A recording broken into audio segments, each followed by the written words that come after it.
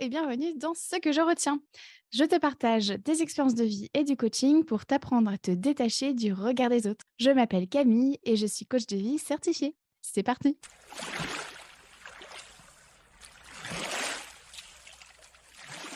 Aujourd'hui, dans ce 35e épisode, je te partage ce que je retiens de cette manie de ranger l'appartement après chaque dispute. Je te donne des clés pour apprendre à te rendre service, pour te sentir aimé, enfin atteindre tes objectifs et réaliser tes projets. Cet épisode est un complément des épisodes 21, 27 et 35 sur les langages de l'amour. Je t'invite donc à les écouter et la référence du livre de Gary Chapman est dans les notes de l'épisode. Alors, s'il y a bien un truc qui m'a toujours étonnée avec mon mari, c'est qu'après chaque dispute, il range l'appartement et va faire des tâches improbables qui sont à faire depuis des lustres. Qu'est-ce que ça pouvait me gonfler? Le mec, il préférait s'occuper de l'appartement plutôt que de s'occuper de moi. Et ça me mettait hors de moi. J'attendais qu'une chose, c'était qu'il me prenne dans ses bras et qu'il me dise à quel point il tenait à moi. Mais non, monsieur préférait aspirer le canapé plutôt que de m'ôter ma peine. Et ça m'attristait et m'énervait encore plus. Dis-moi que tu te reconnais, hein. Est-ce que tu connais ça, toi aussi? En fait, ce que j'ai compris en me faisant coacher, c'est que de un, j'avais plein d'attentes, mais que je ne les communiquais pas. Et de deux, c'est que mon mari et moi avons des façons différentes de montrer notre amour à l'autre. Alors, si tu as écouté les épisodes précédents de la série, tu le sais déjà. Moi, j'aime qu'on me dise les choses, j'aime les mots, je les trouve précieux et pour moi, ce sont de vraies preuves d'amour. Mais ça, c'est dans mon propre référentiel. Dans le référentiel de mon mari, les mots sont quasi inexistants. En revanche, les services rendus sont la démonstration même de son amour. Forcément, en me concentrant sur les mots, je passais à côté des autres formes possibles de témoigner son amour. Et petit rappel, il y a 5 langages de l'amour, il y a les temps de qualité, les mots, les services rendus, le toucher et les cadeaux. Et jusqu'ici, j'ai tout abordé sauf le toucher et les cadeaux. Et donc tu l'auras compris, aujourd'hui, on se parle, des services rendus.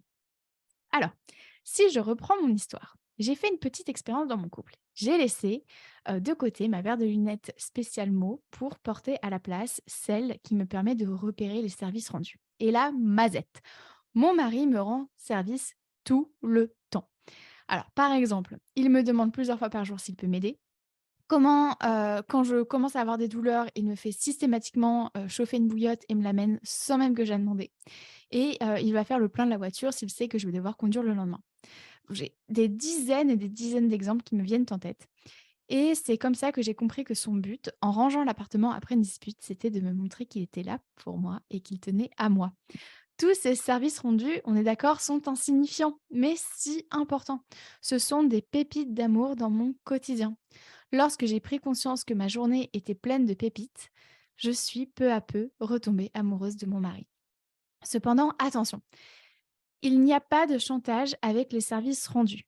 L'amour, ça s'offre gratuitement pour faire du bien à l'autre. Tout simplement. Quand on rend un service à quelqu'un, on le fait sans rien attendre en retour, et c'est la beauté du geste qui compte. La seule et unique intention est que l'autre se sente aimé. Et ça, c'est une si belle démarche, je trouve. Alors j'ai eu envie qu'il se sente, aimé à son tour et j'ai commencé à faire plus attention aux pépites que je dispersais au quotidien. Je voulais qu'il puisse les voir avec sa propre paire de lunettes, c'est-à-dire, en repérant, les services rendus. Et c'est comme ça que de temps en temps, j'ai rangé l'appartement avant qu'il rentre d'une longue journée de travail. J'ai passé un coup de fil à notre fournisseur d'énergie, qu'on devait appeler depuis plusieurs semaines. Je suis venue le chercher en voiture au bureau pour lui faire gagner du temps, car les transports en commun ne sont pas très efficaces ici en Irlande. J'ai fait des tâches, manuelles, car je sais qu'il a horreur de ça, du genre, écrire manuellement l'adresse sur une enveloppe avant de la poster, cirer ses chaussures, refaire le joint de la douche et en plus, petit bonus, moi j'adore tout ce qui est activité manuelle.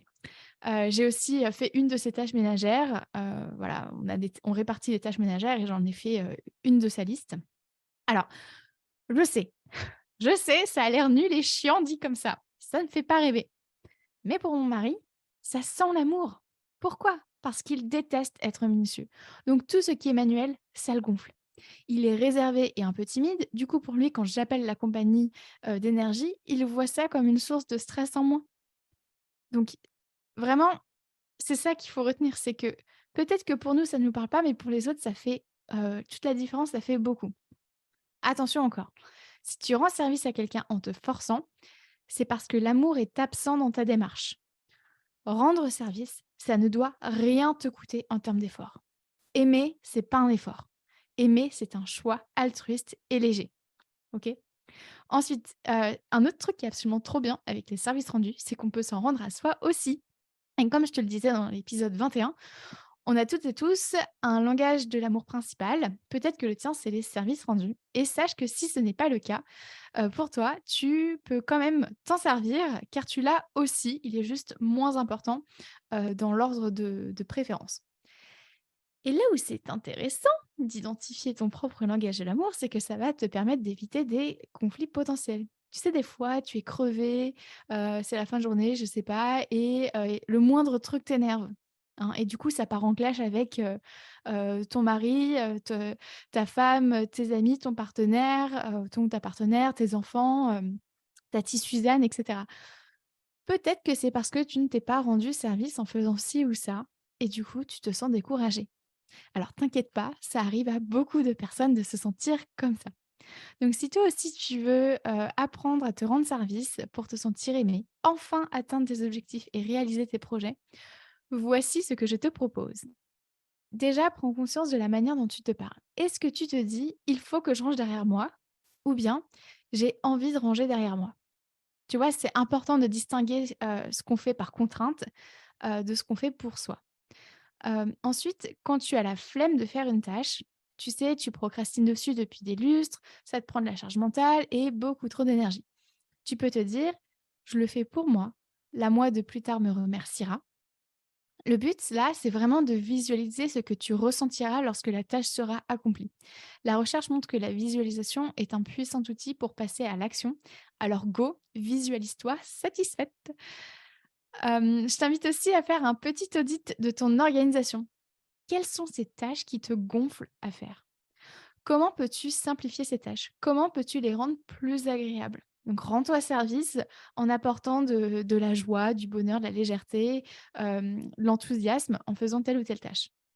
Petit exemple personnel, j'ai horreur de m'occuper du linge.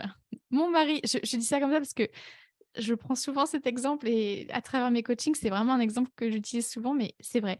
J'ai horreur de m'occuper du linge et mon mari et moi, on a donc adopté un système qui nous rend service à tous les 2. Lui, il s'occupe de son linge et moi, je m'occupe du mien. Lui, à la base, il avait peur d'abîmer mes vêtements en les étendant, en lançant la lessive et tout, et moi, je subissais le panier à linge.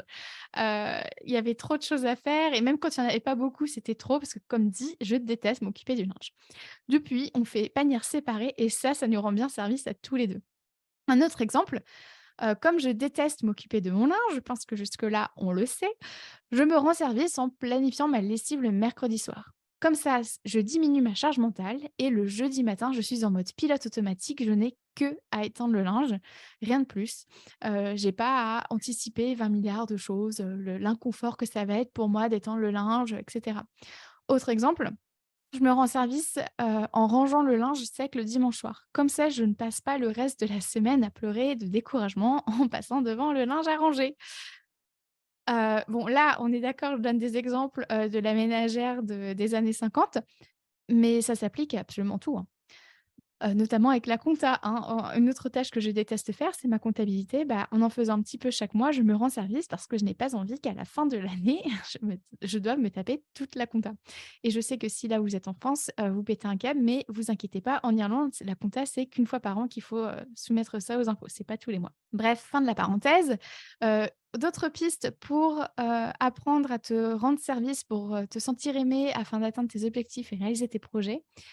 Alors, tu peux aussi te poser une question, puissante, hein, très simple, mais comment je peux me rendre service aujourd'hui?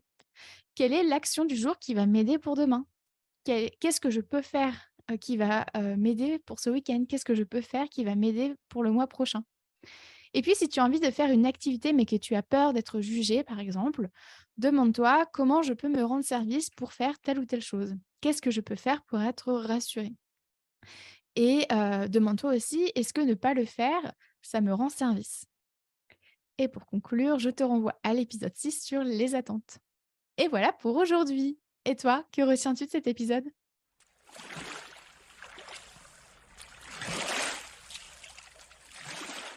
Merci à toi d'avoir écouté cet épisode jusqu'au bout. Si tu souhaites en savoir plus sur mon travail, rejoins-moi sur Instagram sur la page La Coach Camille, ainsi que sur mon site internet www.lacoachcamille.com. Prends soin de toi.